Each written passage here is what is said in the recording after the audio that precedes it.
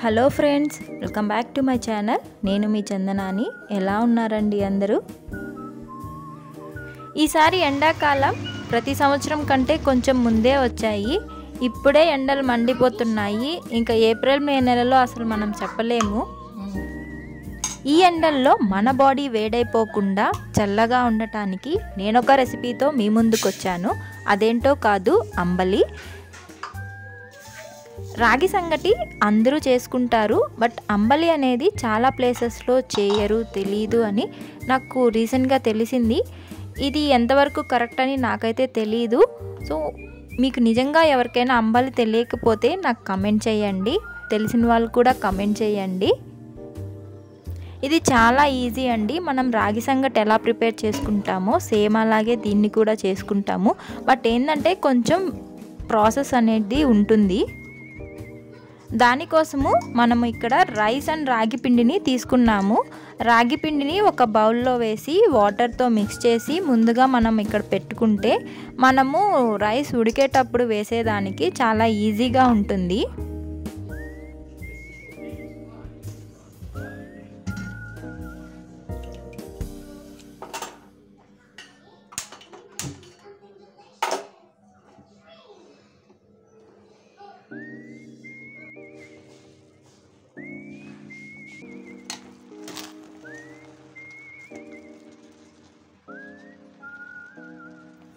So ఇక్కడ rice చాలా మెత్తగా ఉడికిపోయింది. ఇప్పుడు ఇందులో నేను ముందుగా మనం రాగి పిండిని కలుపుకున్నాం కదా, దానిని ఇందులో వేసుకుంటున్నాను.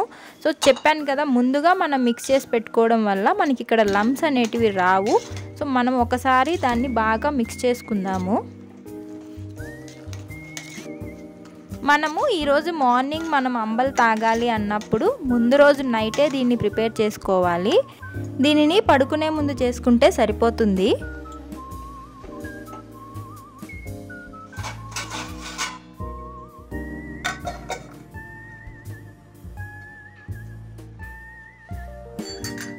మార్నింగ్ లేచాక మనం అంబలి ప్రిపేర్ చేసుకుంటాము. అందులోకి మెయిన్గా కావాల్సింది పెరుగు, ఉప్పు, ఆనియన్, అంతేనండి.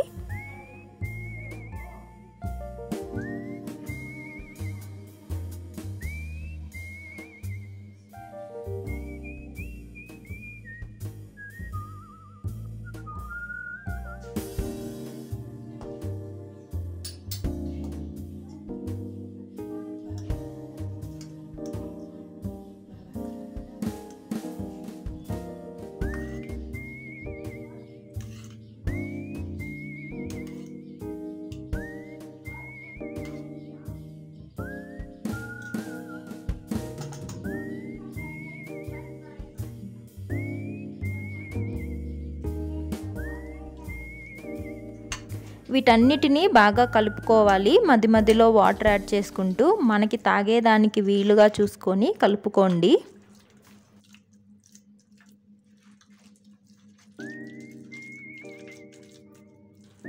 మీరు నా ఛానల్ని సబ్స్క్రైబ్ చేసుకోకపోతే ఇప్పుడే సబ్స్క్రైబ్ చేసుకోండి. అలాగే ఈ వీడియో మీకు నచ్చినట్లయితే లైక్ కూడా చేయండి.